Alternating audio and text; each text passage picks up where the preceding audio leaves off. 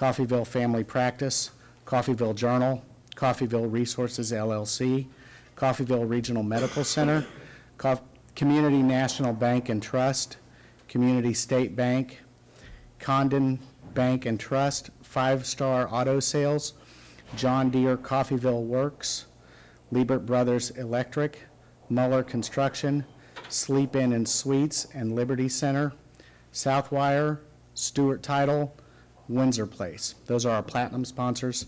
Also our gold sponsors are Asbury Village, Coffeyville Community College, George Realtors, Jensen International, Medical Lodges, Midwest Real Estate, and Walmart.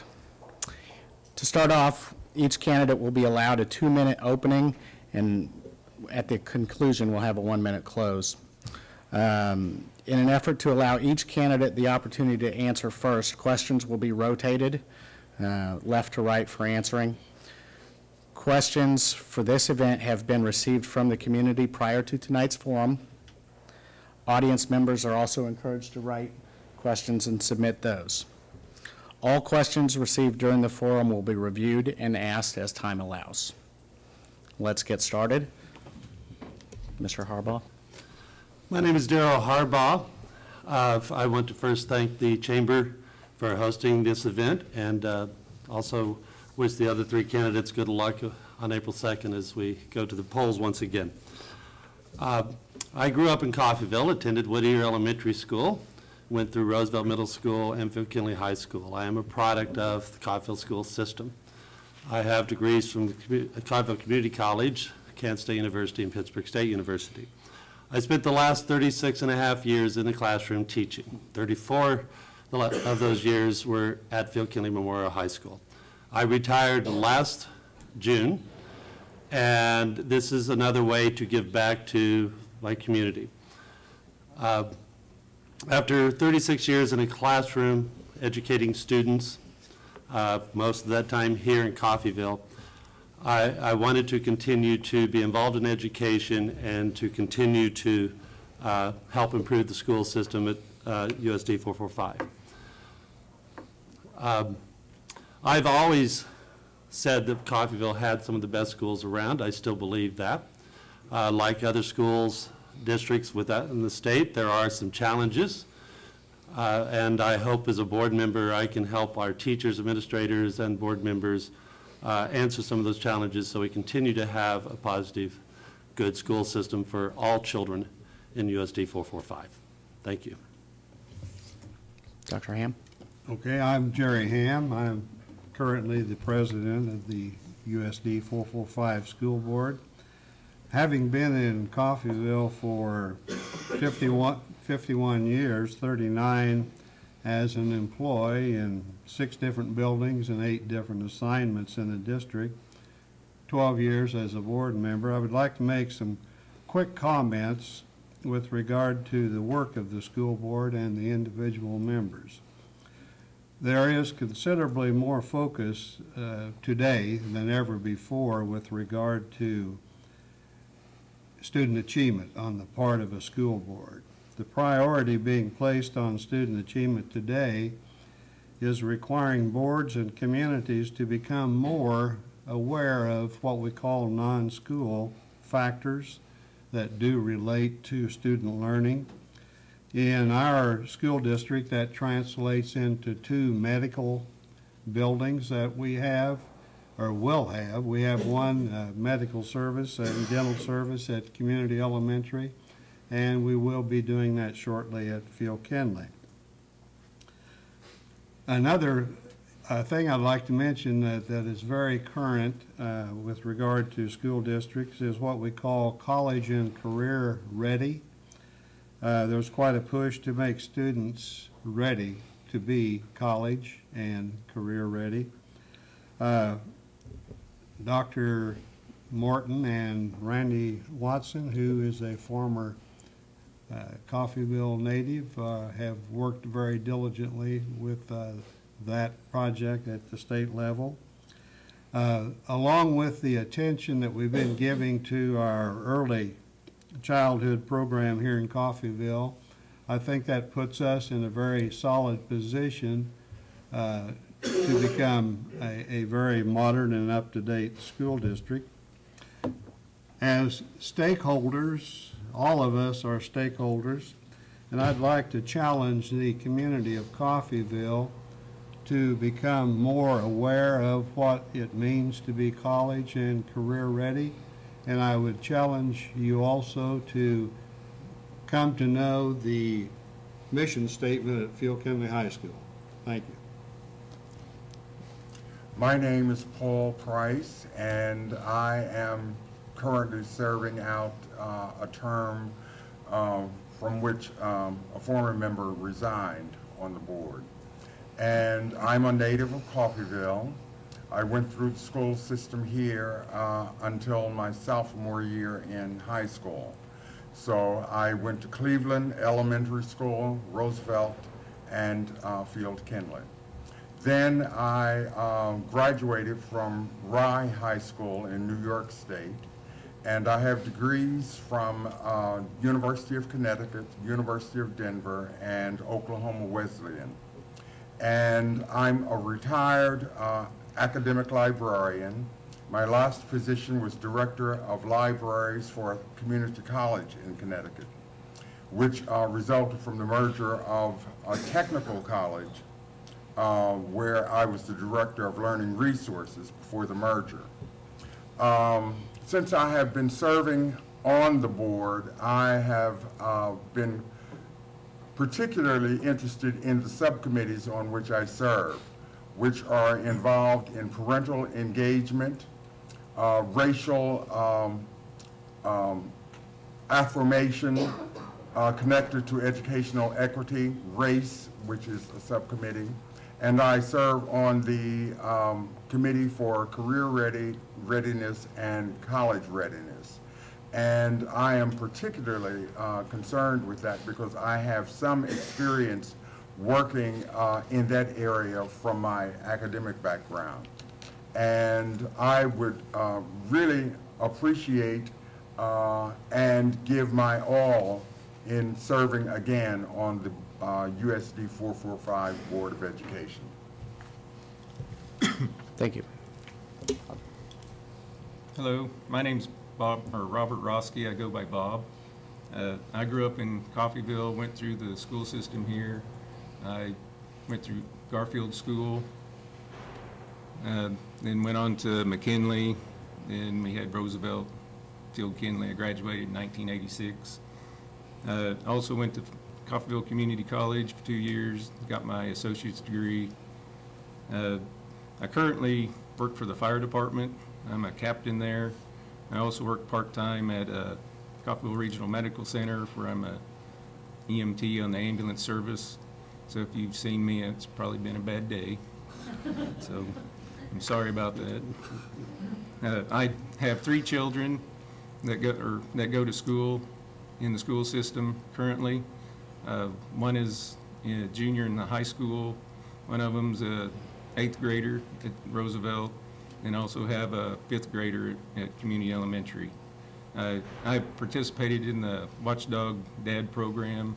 I've walked through the schools, talked to some of the teachers, and seen some of the concerns that some of the teachers have.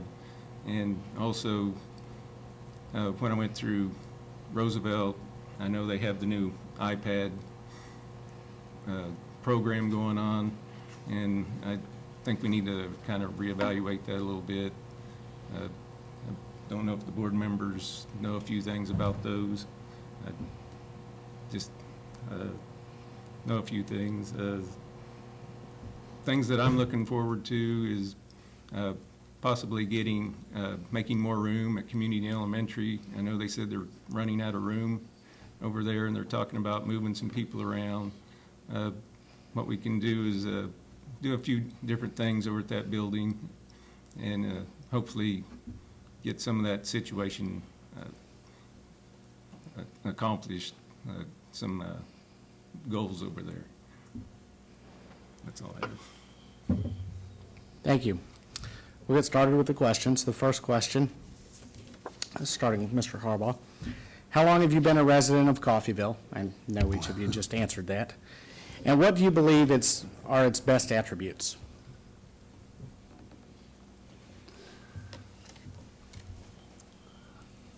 I would say Coffeyville's best attributes, at least from my point of view, have been the children that have come through our school system. I've taught lots of excellent children, and I know as a school teacher, there were times that people were concerned about the children of today and how they behave. They're kids, and they go through the same problems and issues we do. As far as the other attributes are, in light of the problems this community has had as it's gotten smaller, I think overall this community is a safe community. My daughter lives in Tulsa, and when I retired, she contemplated applying for my job simply because she said, I can't let my kids out in the front yard and riding up and down the street on their bicycles without someone with them. It's a small community with a small community feel. There are lots of good people here. As a small town, if you live here long enough, you get to know everybody. We take responsibility for one another. And although I think we've lost it some in the past, it's a community that when I was raised in, I still think to some extent, kids knew how to behave because if their mom or dad wasn't there, somebody else's was. And we help out, not to quote Hillary Clinton, but it takes a village. And I do think in this town, we do work together to improve it. And I've lived here all my life, came back here and plan on staying. Thank you. Dr. Ham? Same question, how Yes, long? same question.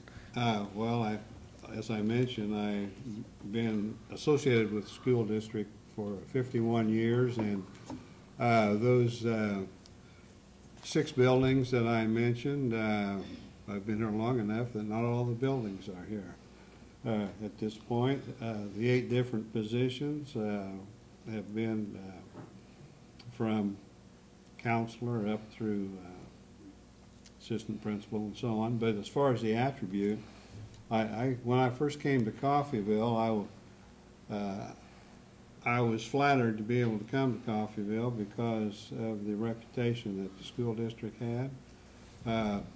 Coffeyville at that time had one board of education, and it covered the trade school, the junior college, and what was known as Public School District Number 3, which was our public schools on only the city limits. And I was always impressed with the fact that the community supported that much of a project. So that's education, I think, is the attribute. I returned to Coffeyville in November of 2002, and I recognize that Coffeyville is a relatively safe, small community, and I really appreciate that because my grandson came out last summer, and he is a city kid from Charlotte, North Carolina, and he fell in love with Coffeyville because he was able to travel about. I think the other attributes are our educational system. It's very fortunate that we can have our kids go through educational endeavors up to community college, and then we also have trades offerings for them to engage in here. So I think that is one of the biggest benefits that we have here in Coffeyville. Thank you, Mr. Price. Mr. Roski? Well, I've been here almost 46 years, not quite. I've been at the fire department for 23 of those years. I believe the biggest attribute to our community is our teachers. We got some of the best teachers around, I believe, and our community helps out our teachers and our students, especially when we have fundraisers, because I know my kids always come to me, and the community always helps out.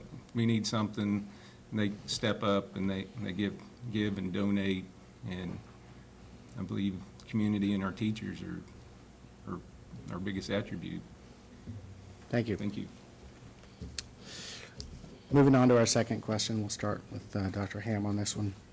Why are you running for the USD445 board, and what do you hope to accomplish if you are elected? Well, the reason I'm running for the board is the fact that we have a lot of good things going right now. Quite a few things are in motion. The early learning center that we have in place fits really well with the philosophy that I think is gaining ground, again, what we call the college and career readiness program. Our community is kind of an ideal setting with regard to getting the students started early, and along with our health clinics that we have in order to make sure the students are ready in that regard. I think that, and again, along with the junior college that we have here, the junior colleges are going to play a very big role with regard to the career and college ready also. So I think we're in good shape there. Thank you. Mr. Price? I would like to be returned to the board because I have become, as I mentioned prior to this, involved in some subcommittees that are doing work that I am particularly interested in. And one is this racial affirmation connected to educational equity. I would like to continue working on the issues there.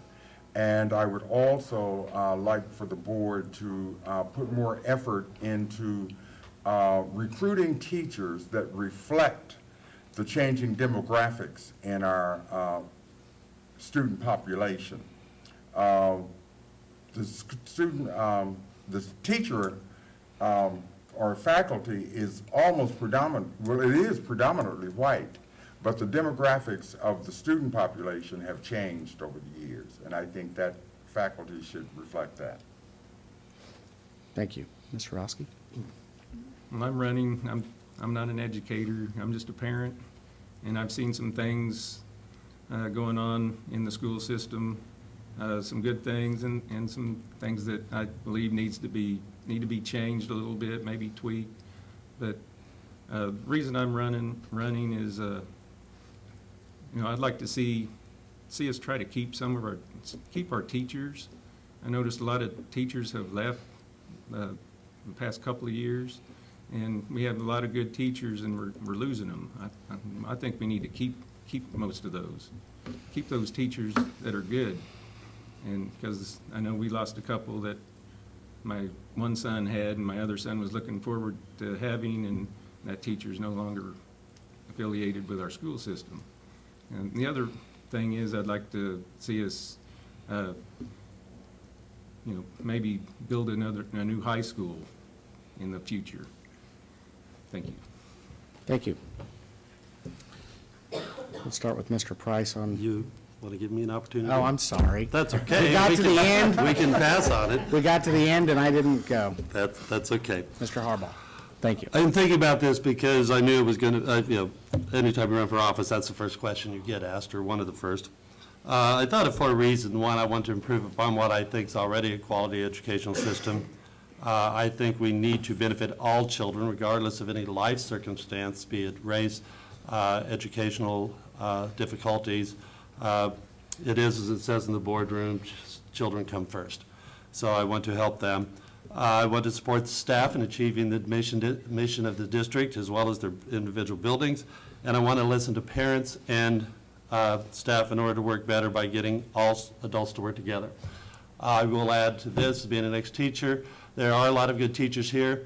We are losing some through retirement, but many times we lose quality young teachers for a variety of reasons. But I can tell you that this district will have 10% or more turnover in any given year. And that's not good for any business to have that kind of turnover. So we need to work hard to retain our teachers. Thank you for giving that answer. Appreciate the opportunity. No problem. Now, we will start with Mr. Price. What do you believe are the 3 top challenges facing the school district, and how do you propose to address them?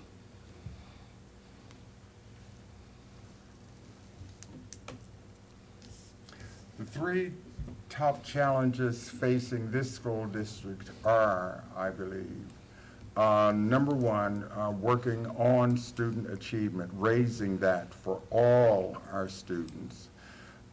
Secondly, right now, I believe, is bringing in the concept of the Common Core for the students, and also what that means for teachers and how they're going to be evaluated under this new system of Common Core. They're just the gold sponsors. Platinum's still up. All right. And third, as you would expect, are budgetary issues. And I think it's going to be a job for the board to keep all these freshman legislators that we have now informed as to what the necessities are for USD 445.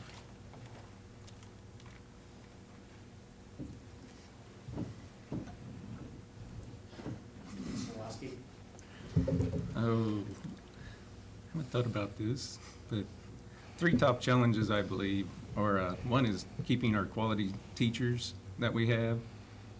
Another challenge is, like Mr. Price said, is our budget.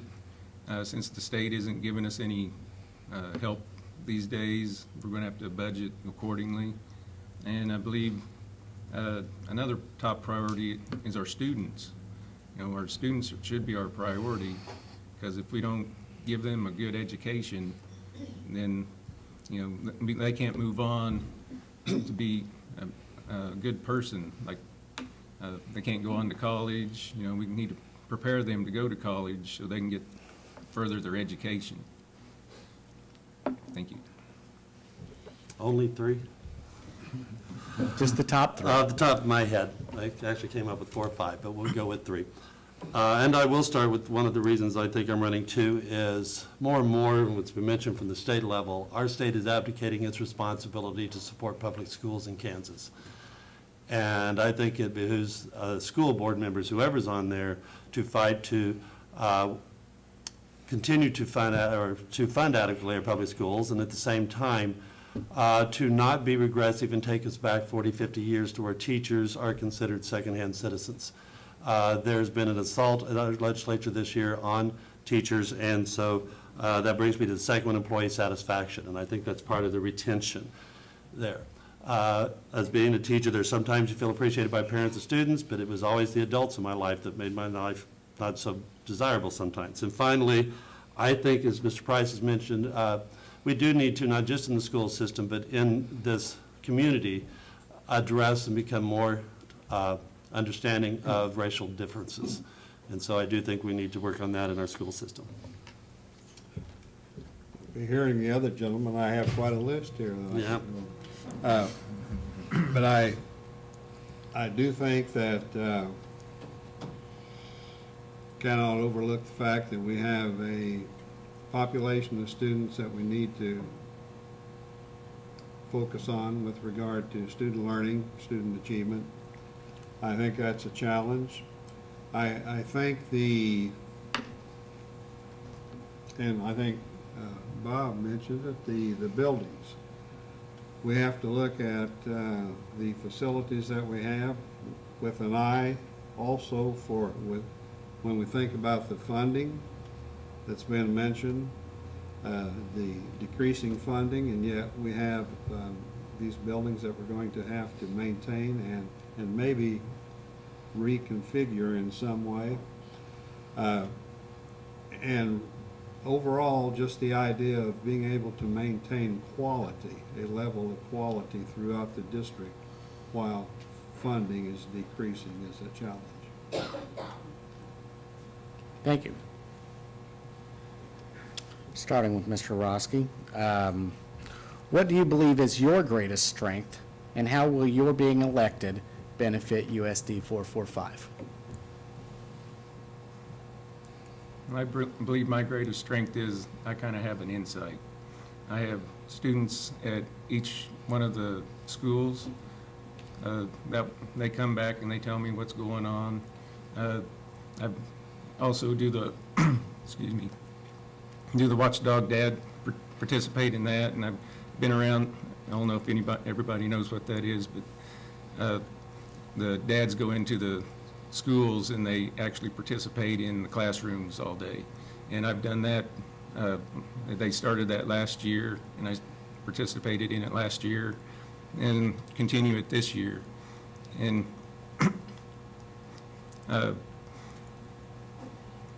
so I believe I have a little bit of insight when I'm doing that. I can see things that need to be changed, maybe a little bit. I know, like, they have 15 minutes for art class, or 20, and I'd like to see them have a little bit longer for that, because that way the kids can bring out their artistic ability. Thank you. Could you repeat the question? Yes, what do you believe is your greatest strength, just one, and how will your being elected benefit USD 445? We'll combine these all together. I think my greatest strength is that as a teacher, for most of my career, probably about the last 32 years, I've been involved in my teacher organization, and whereas I've always complained that colleges of education never train teachers about the laws that affect their lives, through my membership in my professional organization, I learned and I understand the negotiation laws. I understand school budgets. I understand how schools function. Part of that process and the learning also deals, I think, with my communication skills. I am an ex-teacher. I taught debate and forensics. I think I'm a good listener, and I will represent a variety of viewpoints, not my own. Thank you. Just the other day, I heard a quote that I liked that said that vision without execution is nothing more than hallucination. And I think that's probably true. And I kind of see myself as a person with vision when it comes to education and a school district. I think I'm proactive. I think, and I'm informed. I think I can help to make things happen. Well, that's it. Thank you. Mr. Price? I think my greatest strength is my ability to work with disparate groups of people. And this comes from much of my life experience. I have lived in rural areas. I have lived in urban areas. I've worked with all kinds of people with no formal education, people that are illiterate, and people who have all kinds of credentials. And I've been able to work with them, and we've been able to come up with resolutions to some very intense problems. So I think that's my greatest strength. Thank you.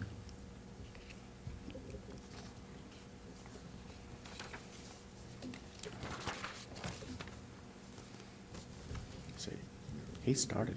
I started. Oh, that's He right. started. It's my turn. I lost track. I had this. You did have it. Well, you know. I was just flipping pages to the next question. Flip page, I thought, we're not ready to go yet. Okay, next question. Yeah, we are. Twice. There have been concerns about pedestrian safety, particularly in school zones. How would you address such concerns? I would imagine the biggest concern in this town is around community elementary. And I know the board has dealt with safety around that building with reduced speed limits and crossing guards. I don't know for sure that there's a police presence there, but I know I've been in other communities, and the worst sin you can commit is by exceeding that school zone speed limit, which was strictly enforced. I think you enforce that road safety too by having adults present. Administration at the high school when they're out, teachers are leaving paying attention, and basically making the community aware that there are certain times of day particularly that you should abide by the law and watch school districts. And I can honestly tell you as a citizen here, at 3 o'clock or a little after with community elementary is open, I don't even head that direction. It's kind of crazy over there. So education, teaching people what to do. I think that, and I don't know how much we've actually done with regard to, and I know this is something people don't like to hear, maybe a task force, a group of people who can study this issue, people who know, who are in the know, how to make things work, possibly even involving someone from the outside with regard to this. Obviously, it is a concern and an issue, but I think it's going to take more thought and study than what we've been giving it, that's for sure. Thank you. Mr. Price? Since this is a traffic problem that we're having there, I think I would invite our new police chief, Celeste, to become more involved in this, in the sense that he could head up perhaps a task force to look at that with input from the Board of Education. And I would also perhaps recommend that we look at staggered closings for the different groups at the elementary school. Instead of having everyone getting out at the same time and parents, falling on the school as they do, perhaps we could stagger their release time for the different classes. And that will cut down, because a lot of it's parent traffic that's causing the problem. Mr. Roski? I believe that, I know there's at least 2 crossing guards there, but there should be 4, 1 on each corner, and they should be present at all times. I mean, when school's getting let in and let out. And maybe look at putting up some speed bumps along the roadway there. And also, like the other candidates implement and, get a task force, see what else we can do, see what other things we can address this with, what other things we can do about this. Parents are going to be parents. Everybody's in a hurry these days, and I need to go get in there, get my kid, and get out. And we need to try to maybe send them a flyer or something and educate the parents also, this is a school zone, or maybe lower the speed limit. Thank you. Thank you. Starting with Dr. Ham again. Coffeyville has had a declining population. From a school standpoint, what can you do to make Coffeyville a more attractive place to live and make parents willing to send their children to school in the district? The declining enrollment, actually, when I first came to Coffeyville, the same geographic area that we serve now with USD445 had over 5,000 students. Today we have just a little under 2,000. That's quite a decrease in population. We had 14 school buildings that were operating, that were functioning in our district. Yes, we've had quite a decrease. I don't know how much of that you could say is connected directly to the school, how much is an economic problem, how much is a community problem. But I like I mentioned on the last question, I think when a community has a vision and they execute that vision and they take steps to fulfill that vision, that becomes a popular thing with other people. And one of the best things that for drawing in new industry is a school system that functions well. Thank you. Would you repeat that question, please? Coffeyville has had a declining population.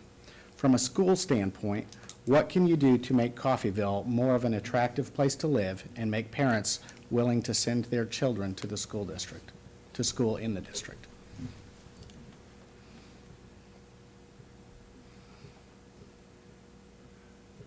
I think the magnet for parents is to make certain that we have the best teachers that we can recruit and retain, and make certain that our programs are relevant to what's happening in the world today, and assure parents that once their child or children go through the system here, they will be qualified to either enter the workforce and make a living, or go on to post-secondary education and be successful. Thank you. Can you repeat the question again? Sure can. Sorry. It's, Coffeyville has had a declining population. From a school standpoint, what can you do to make Coffeyville more of an attractive place to live and make parents willing to send their children to school in the district? well, I believe that maintaining our buildings, and also, I know maybe in the future, build a new high school.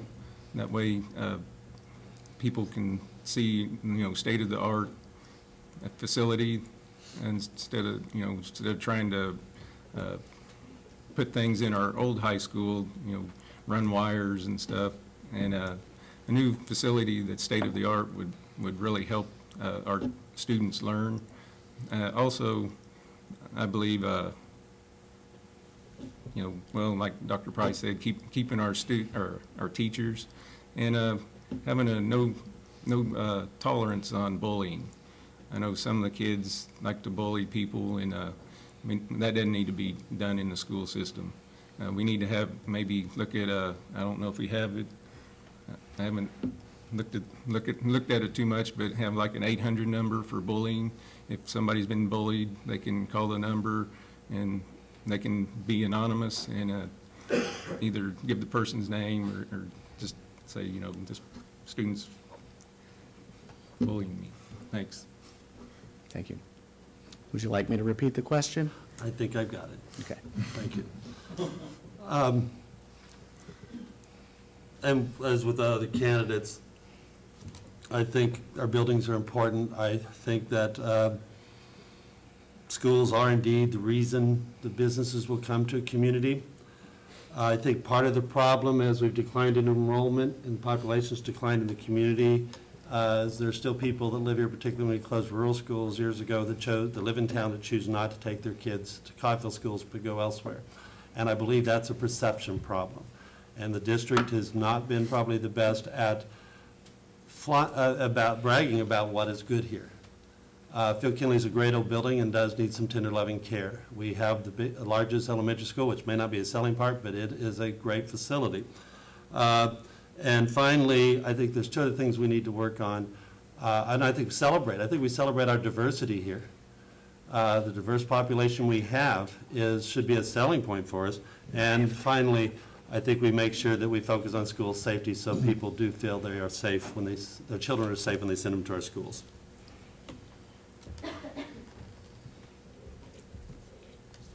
I was told I have time for 2 more questions, but the next one is a 3-part question.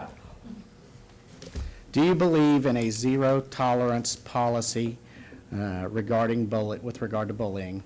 Do you believe that the district has any responsibility with regard to cyberbullying? And what steps would you suggest the school district take with regard to the issue of bullying? And we'll start with Mr. Price. Starting with me. Yes, sir. All right. Zero tolerance for bullying, cyberbullying, and what was the third? And what steps would you suggest the district take with regard to the issue of bullying? All right. I don't know whether I like the term zero tolerance for bullying, because you don't want bullying in the school systems, but when you have terms that are so absolute, like zero tolerance, I think there could be a knee-jerk response to someone reporting an incident, and it turns out to not be bullying, but then a student has been severely punished for something that we don't have all the details. As for bullying of any kind, including cyberbullying, the board is addressing that. We have recently revised student handbooks, and those issues have been addressed. And something that I really like is that one of the principals in our district has initiated the fact that you send the handbook home and the parents have to read it and sign off on it, so they are aware of what the policies are in this district. So that's my response. Thank you. Well, I believe there should be, I guess we say zero tolerance, but maybe put steps in there. Say, okay, that you did it the first time, we're going to do this to you. Maybe give you 3 days expulsion, or put you in the little classroom, detention. And that goes for cyberbullying also. I don't know how we can manage that or keep that in check, but we need to, also look into that. And what the district should do is look at, different aspects, different ways that people bully. And also, like I said earlier, is make steps. Depends on, okay, this is your first offense, and maybe you didn't quite know you were bullying, but you were. Okay, well, okay, this is what we need to do, then go on from there. Thank you. Thank you. I'm going to agree with Mr. Price. As for zero tolerance, I think we should not tolerate bullying. Let's just start there. Zero tolerance type, as the terminology says, in my interpretation, if you've done something, then it's zero tolerance, which may not be as perceived as bullying by somebody else. That's the problem with bullying, is defining what it is. I do think the district has a bullying policy. Most schools in the state do. Teachers need to continue education. I think we need to bring kids on board early over at the elementary school so they understand how we should treat each other differently, and exactly what it is, and what actions would constitute that, which would end up in some kind of punishment.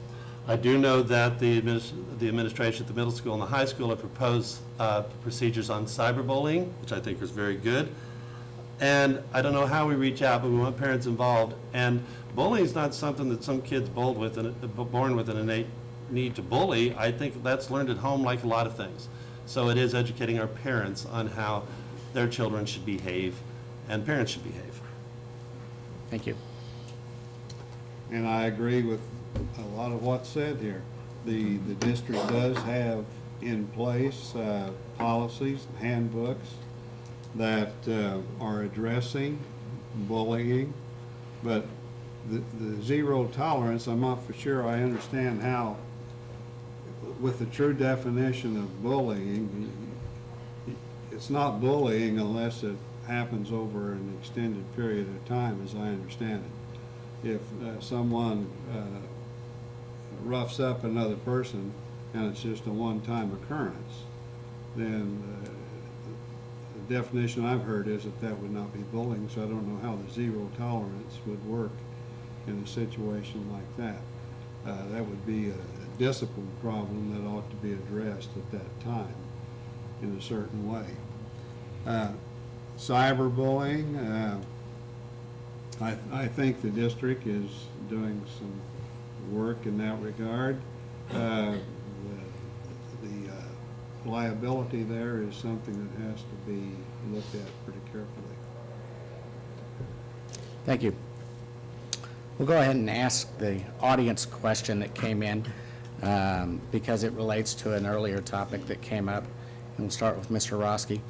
How would you promote the recruitment or employment of minority educators?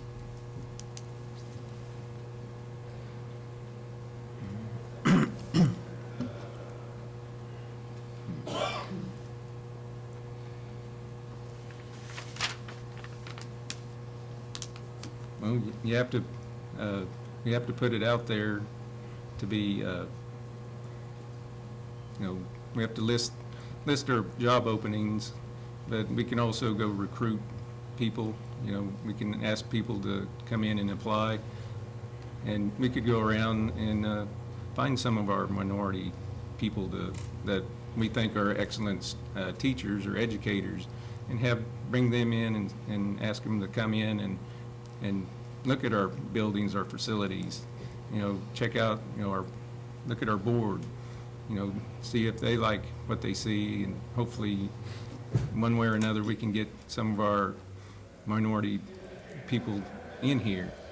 I know it's tough to find people to come in, and you know, we do want quality teachers or administrators, and so we'd have to, it'd be tough to do that, but we could get it done. Thank you.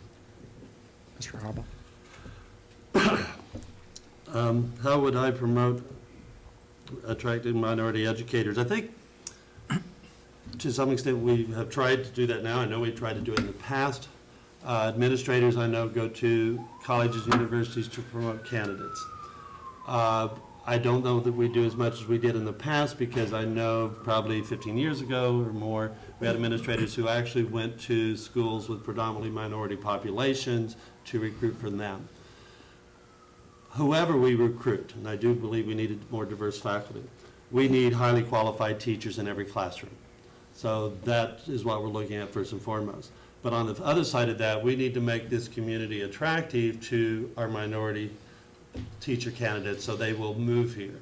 I think there have been some good candidates that we lost because of not finding housing or because of some other situation that I'm not aware of. But I do think we should have a focus on recruiting highly qualified teachers and look at the same time for good minority teachers. Thank you. I think you have to break the mold on the way you hire, the way you recruit teachers. I don't think you can do it adequately with the current process. I think you have to involve or consider the corporate world, the business world, the private sector in the community, and look at this as though it's part of an economic development or a strengthening of the community kind of thing. For years, I used to think in terms of growing your own. A community like Coffeyville could organize to the point where students are recognized at a lower grade level as being capable students who may want to enter the field of teaching, and they are nurtured along the way. And like going into a military academy, when they graduate, they're obligated to the district for X number of years, something like that. Thank you. I too agree with the concept of grow your own. It's been proven to be effective for other communities in providing healthcare workers and educators. So I think it's something that we should consider here in Coffeyville. I would also recommend that the board expand its media recruitment of teachers. And by that I mean start advertising in organs that are directed predominantly at minority communities, and make personal visits to some of the historically black colleges and universities, not just Langston because it's close, but take the time and expense to visit other institutions and perhaps attend some of the national conferences that are put on by minority educators. Thank you. We will conclude this candidate forum by allowing each of you a 1-minute closing remarks. Mr. Harbaugh. I hope that on April 2nd, the people of Coffeyville and USD445 will vote for me, so because I look forward to representing them on the school board. We have some challenges that must be met, but as we talked about recruiting teachers, one way you recruit teachers is paying them better than surrounding places. And I fought for years to improve the salary for USD445 teachers. That's the way you're going to get good teachers. I think Grow Your Own is a great idea. When I came here, there were a lot of us from Coffeyville. There are still few from Coffeyville here, but children don't come back. And finally, I guess what I would tell you is I want all students to be able to come to USD 445 ready to learn. I want the adults and the children in our system and the adults as a community to take responsibility for the educational system. And if we all do that, then I think we can get the results that we want from our public schools. We are in a results-based education, and if we're all together, we can improve the schools. Thank you. Thank you. I too would like to thank those responsible for having this forum. I think it's been a great thing, and I would appreciate the vote of those of you out there to be able to continue in this endeavor. But I see Coffeyville as being just really ripe for a lot of good things to happen. I think we're starting to put into place programs, like I mentioned earlier, the early learning program, the preschool program, and how it actually relates to what's happening at Field Kinley High School and the junior college. Those things can be connected. They are connected, and we need to develop programs that prove that that is true. Thank you. Mr. Price? I would like people to vote for me because I would like to continue the work that I have begun on the board. And I would like to see a greater cooperation among all segments of Coffeyville, because I too think that Coffeyville has the potential to enrich itself. But that means that we're not going to be able to just stay in our different segments. We're going to need education, business and industry, religion, and all areas of this community to work together and help solve the problems, because education isn't the only thing that needs help. And all of these areas need to come together and work together, and then the whole community will succeed. Thank you. Mr. Roski? Well, I believe any one of us up here would be a good candidate, excellent on the board. I'd appreciate your vote. I'm here for the students. I'd like to see the Board of Education move along and relook at some of the curriculum. I know that some of the teachers have said that the curriculum is kind of fast-paced. They learn things like 1 or 2 days, and then they're on to something else. And a lot of the kids are kind of falling behind. And what we need to do is look from our preschool on up through our high school and make sure we get our curriculums in place and something that's going to work good for our students. And also, we need to make sure our buildings are up to the future, and hopefully we can move on and be ready for our future. Thanks. Thank you. On behalf of the Chamber of Commerce and the community, thank you for participating in this event and for your willingness to serve. Good luck on April 2nd. Thank you.